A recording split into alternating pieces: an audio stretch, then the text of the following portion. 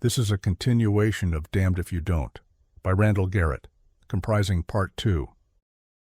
Olcott tore his eyes away from the fantastic little box and looked into Sam Bending's eyes. "May I ask where you're getting power like that?" "Sure, hydrogen fusion, same as the Stellarator." "It's powered by deuterium?" Bending delivered his bombshell. "Nope. Water. Plain, ordinary H2O. See those little vents at the side? They exhaust oxygen and helium. It burns about 400 milligrams of water per hour at maximum capacity." Olcott had either regained control of himself or had passed the saturation point. Sam couldn't tell which. Olcott said, "Where do you put the water?" "Why put water in it?" Sam asked coolly. "That small whirring sound you hear isn't the hydrogen-helium conversion. It's a fan blowing air through a cooling coil. Even in the Sahara Desert, there's enough moisture in the air to run this baby. And the fan is powered by the machine itself, naturally," said Bending. "It's a self-contained unit. Of course, with a really big unit, you might have to hire someone to hang out their laundry somewhere in the neighborhood, but only in case of emergencies." "May I sit down?" asked Olcott. And without waiting for Sam Bending's permission, he grabbed a nearby chair and sat. "Mr. Bending," he said, "what is the cost of one of those units?"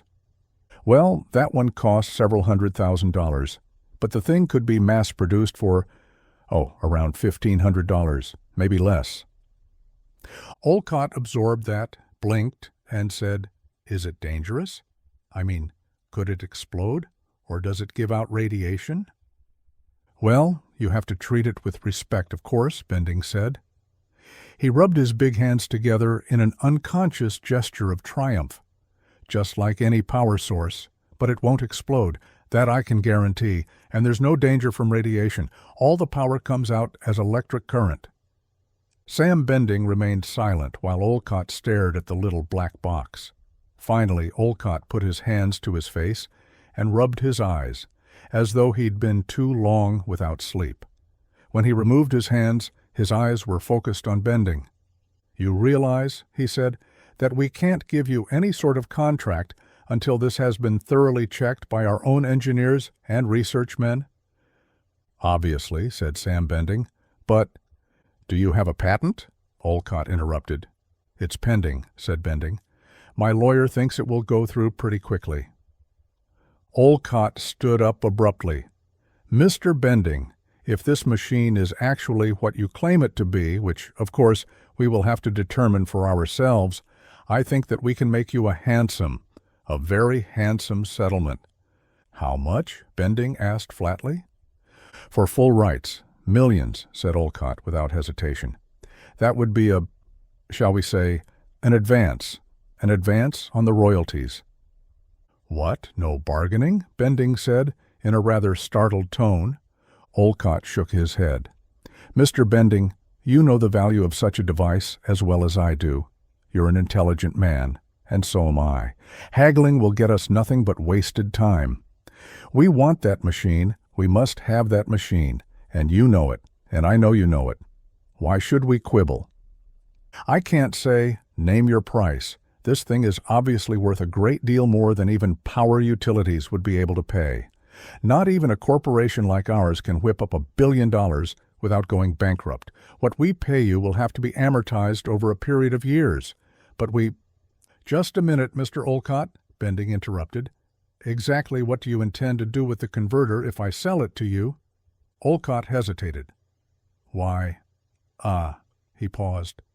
"Actually, I couldn't say," he said at last. "A decision like that would have to be made by the board." "Why?" "How long do you think it would take you to get into production?" "I frankly couldn't say," Olcott said cautiously. "Several years, I imagine." "Longer than that, I dare say," Bending said, with more than a touch of sarcasm. "As a matter of fact, you'd pretty much have to suppress the converter, wouldn't you?" Olcott looked at Bending, his face expressionless. "Of course, for a while. You know very well that this could ruin us." "The automobile ruined the buggy whip makers and threw thousands of blacksmiths out of work," Bending pointed out. Such things are inevitable. Every new invention is likely to have an effect like that if it replaces something older. What do you think atomic energy would have done to coal mining if it weren't for the fact that coal is needed in the manufacture of steel?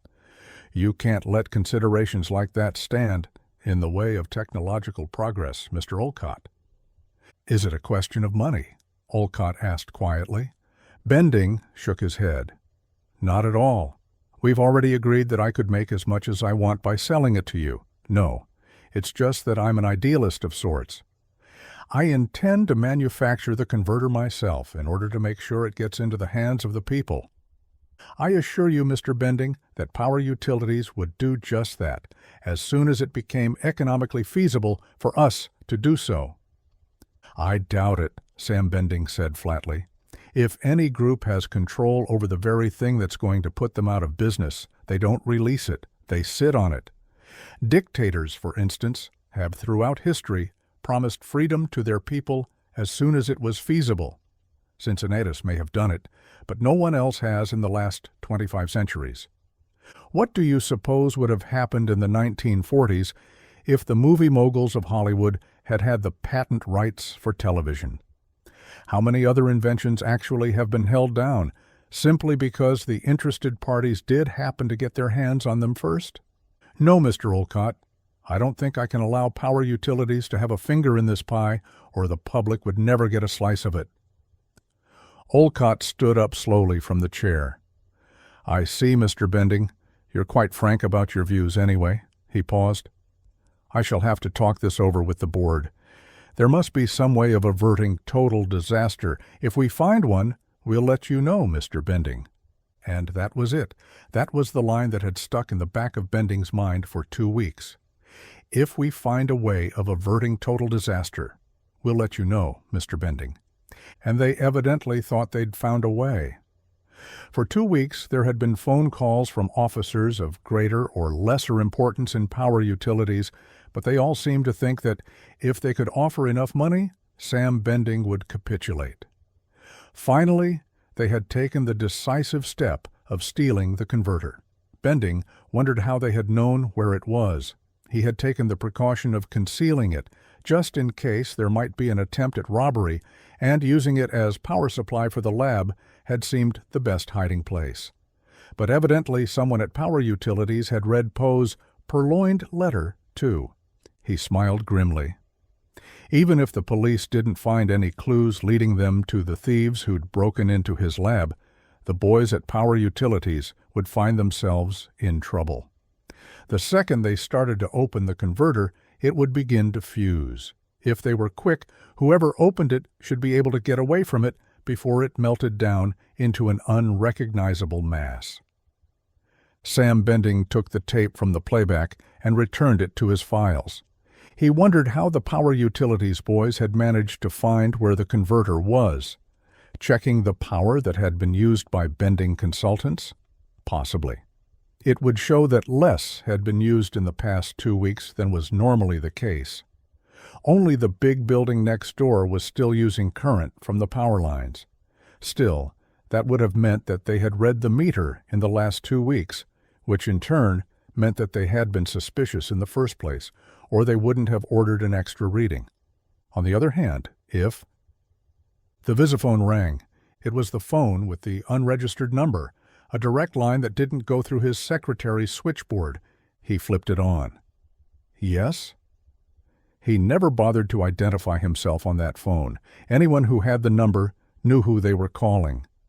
The mild-looking, plumpish, blonde-haired man whose face came onto the screen was immediately recognizable. "How's everything, Mr. Bending?" he asked with cordial geniality. "Fine, Mr. Trask," Bending answered automatically. "And you?" "Reasonable, reasonable. I hear you had the police out your way this morning?" There was a questioning look in his round blue eyes. "No trouble, I hope." Sam understood the question behind the statement. Vernon Trask was the go-between for some of the biggest black market operators in the country. Bending didn't like to have to deal with him, but one had very little choice these days. "Number no trouble, burglary in the night. Someone opened my safe and picked up a few $1,000s, is all." "I see."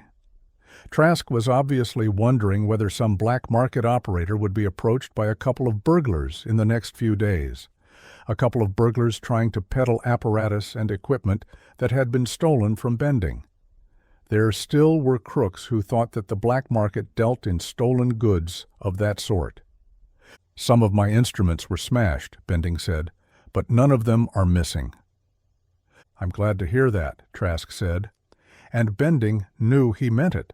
The black market boys didn't like to have their customers robbed of scientific equipment. It might reflect back on them. "I just thought I'd explain about missing our appointment this morning," Trask went on. "It was unavoidable. Something unexpected came up." Trask was being cagey, as always. He didn't talk directly, even over a phone that wasn't supposed to be tapped. Bending understood, though.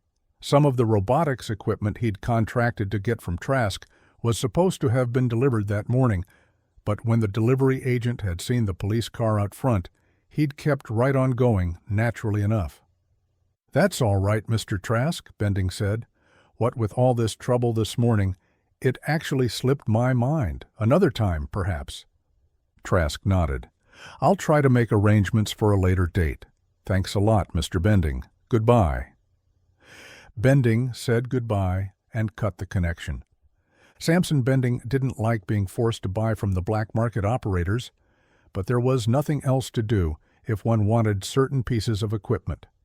During the tense war of the late 60s, the federal and state governments had gone into a state of near panic. The war that had begun in the Near East had flashed northwards to ignite the eternal powder keg of Europe.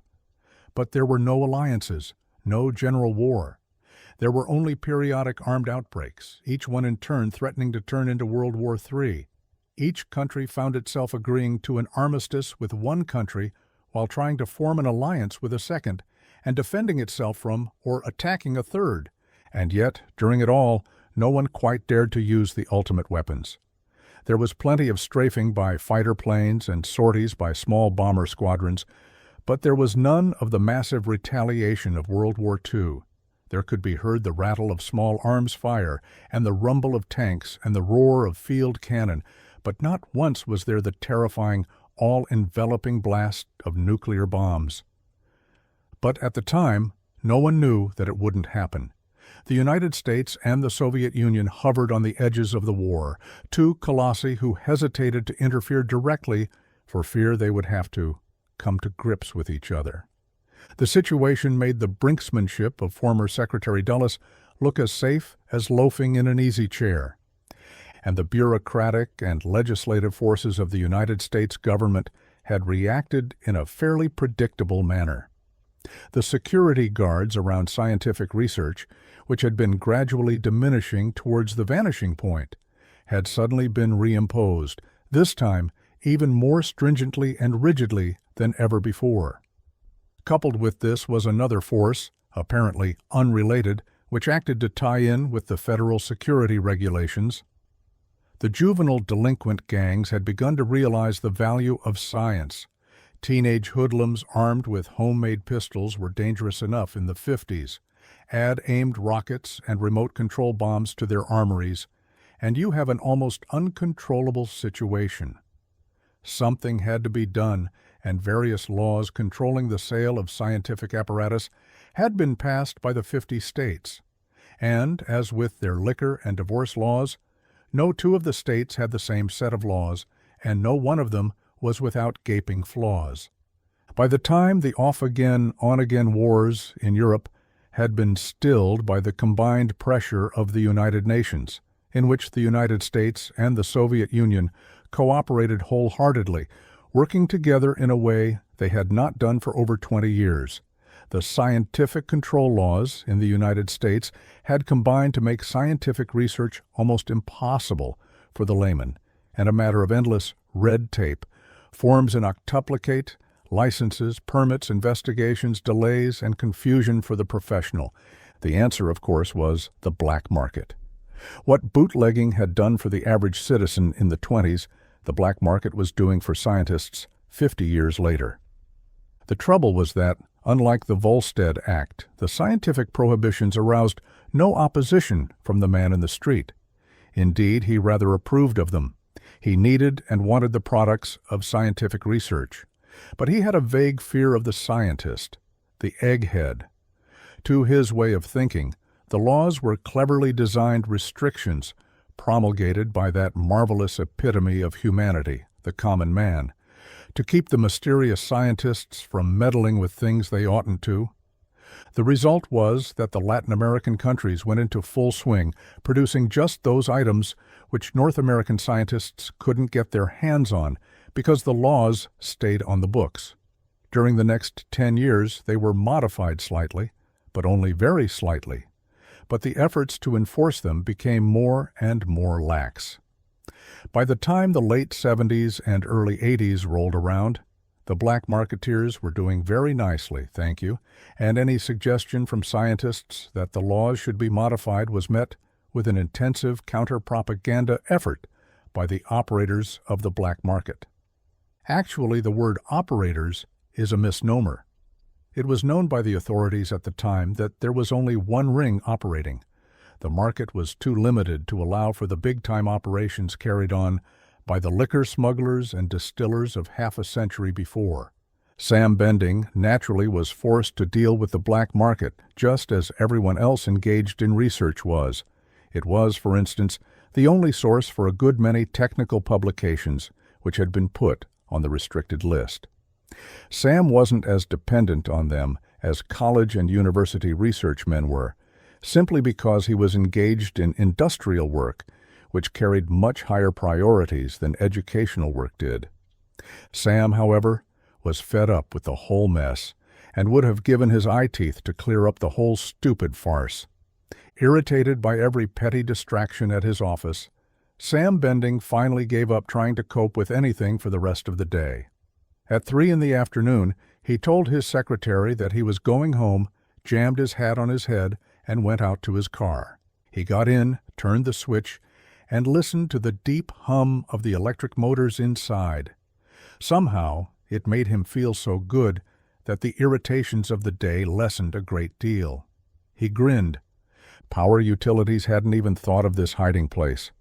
The converter in the rear of the car gave the vehicle far more power than it needed, but the extra juice came in handy sometimes. The driving motors wouldn't take the full output of the generators, of course. The converter hardly had to strain itself to drive the automobile at top speed, and as long as there was traction, no grade could stall the car. Theoretically, it could climb straight up a wall. Not that Sam Bending had any intention of climbing a wall with it. He even had power left over for the sound effects gadget and the air heater that made the thing appear to be powered by an ordinary turboelectric engine. He listened and smiled as the motors made satisfying sounds while he pulled out of the parking lot and into the street. He kept that pleased, self-satisfied grin on his face for 6 blocks. And then he began to notice that someone was following him. At first, he hadn't paid much attention to it. The car was just a common Ford Cruiser of the nondescript steel blue color that was so popular, but Bending had been conscious of its presence for several blocks. He looked carefully in the mirror. Maybe he was wrong. Maybe it had been several cars of that same color that had moved in and out of the traffic behind him. Well, he'd soon see. He kept on going toward the north-south expressway and kept watching the steel blue Ford, glancing at his rearview mirror every time he could afford to take his eyes off the traffic. It moved back and forth, but it was never more than 3 cars behind him, and usually only one. Coincidence? Possibly. At Humber Avenue, he turned left and drove southwards. The steel blue Ford turned too. Coincidence? Still possible. He kept on going down Humber Avenue for 10 blocks until he came to the next cross street that would take him to a lower entrance to the north-south expressway. He turned right, and the Ford followed. At the ramp leading to the northbound side of the expressway, the Ford was 2 cars behind. Coincidence? Number that's pushing coincidence too far. If the men in the car had actually intended to go north on the expressway, they would have gone on in the direction they had been taking when Bending first noticed them. They wouldn't have gone 10 blocks south out of their way. Bending's smile became grim. He had never liked the idea of being followed around, and since the loss of one of his converters, he was even touchier about the notion. Trouble was, his fancy, souped-up Lincoln was of no use to him at all. He could outrun them on a clear highway, but not on the crowded expressway. Or, conversely, he could just keep on driving until they were forced to stop for fuel. But that could be a long and tedious trip if they had a full tank. And besides, they might make other arrangements before they went dry. Well, there was another way. He stayed on the expressway for the next 20 miles, going far north of where he had intended to turn off. At the Marysville exit, he went down the ramp. He had been waiting for a moment when the Ford would be a little farther behind than normal. But it hadn't come. At each exit, the driver of the trailing car would edge up, although he allowed himself to drop behind between exits. Whoever was driving the car knew what he was doing. At the bottom of the ramp, Bending made a left turn and took the road into Marysville. It was a small town, not more than 5,000 or 6,000 population, but it was big enough. There weren't many cars on the streets that led off the main highway. Bending made a right turn and went down one of the quiet boulevards in the residential section. The steel blue Ford dropped behind as they turned. They didn't want to make Bending suspicious, evidently. He came to a quiet street parallel to the highway and made a left turn. As soon as he was out of sight of his pursuers, he shoved down on the accelerator. The car jumped ahead, slamming Bending back in his seat. At the next corner, he turned left again. A glance in the mirror showed him that the Ford was just turning the previous corner. Bending's heavy Lincoln swung around the corner at high speed and shot back toward the highway. At the next corner, he cut left once more, and the mirror showed that the Ford hadn't made it in time to see him turn. They'd probably guess he'd gone left, so he made a right turn as soon as he hit the next street, and then made another left, then another right. Then he kept on going until he got to the highway. A left turn put him back on the highway, headed toward the expressway. The steel blue car was nowhere in sight. Bending sighed and headed back south towards home. Sam Bending knew there was something wrong when he pulled up in front of his garage and pressed the button on the dashboard that was supposed to open the garage door. Nothing happened. He climbed out of the car, went over to the door of the garage, and pushed the emergency button. The door remained obstinately shut.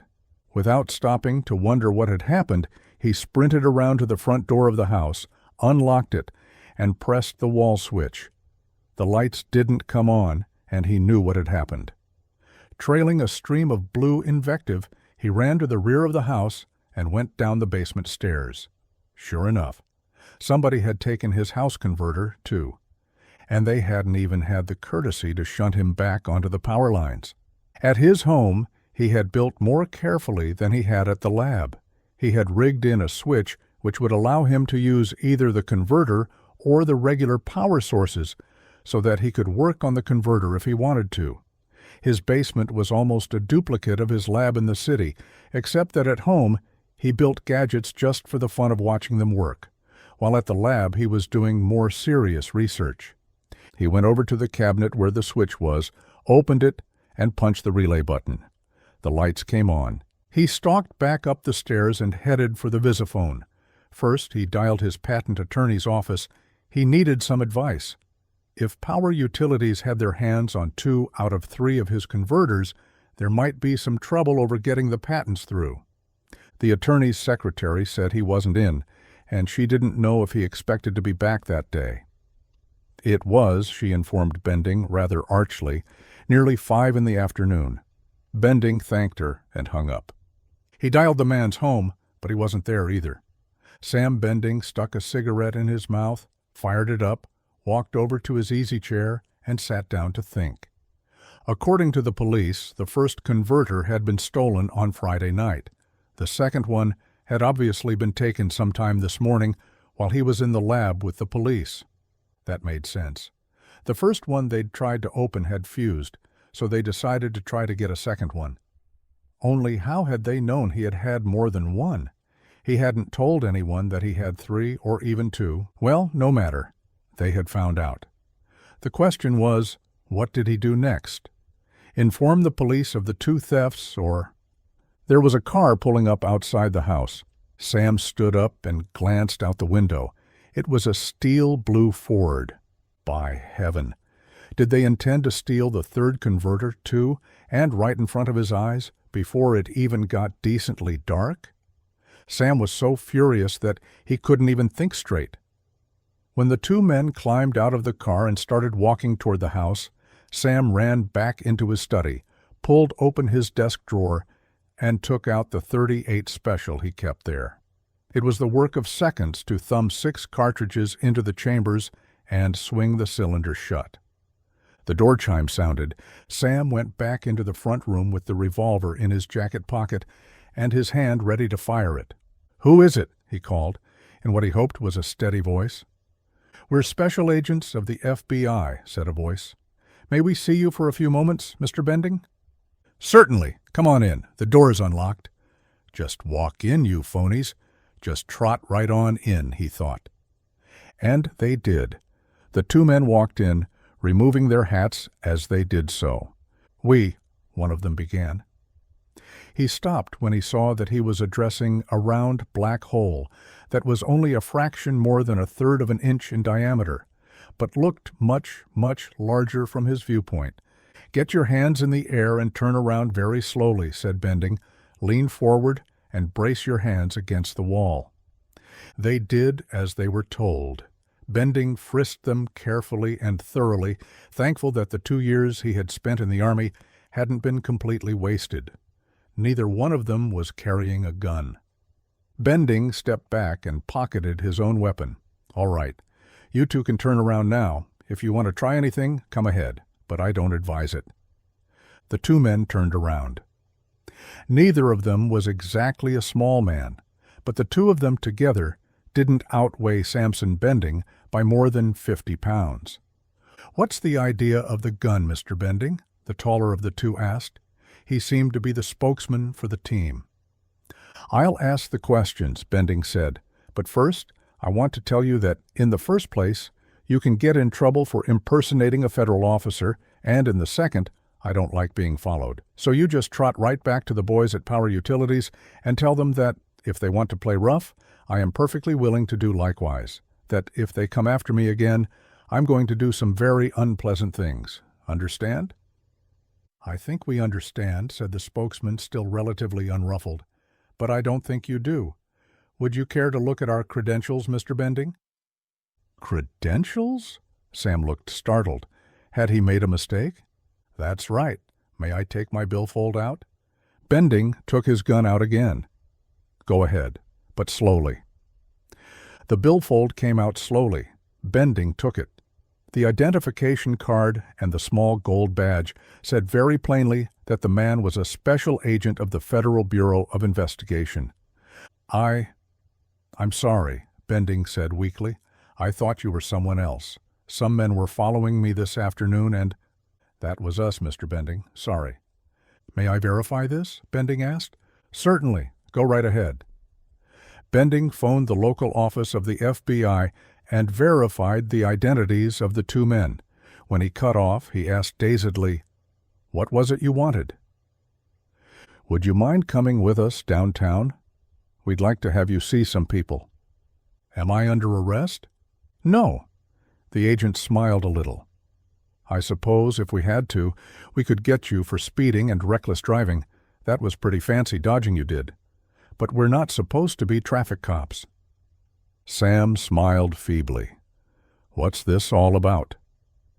"I haven't the faintest notion, Mr. Bending. Honestly, we were told to stick with you until we got word to pick you up. We got that word just shortly after you left us. Fortunately, we found you at home. It might have been difficult." "Can we go in my car?" Bending asked. "I'd rather not leave it unguarded just now." "Certainly. I'll go with you, and Steve can follow." He paused. "But I'm afraid you'll have to take that revolver out of your pocket and put it away." "Sure," Bending said. "Sure." This concludes the second part of 3 total of Damned If You Don't by Randall Garrett, produced by Best Audiobooks for free.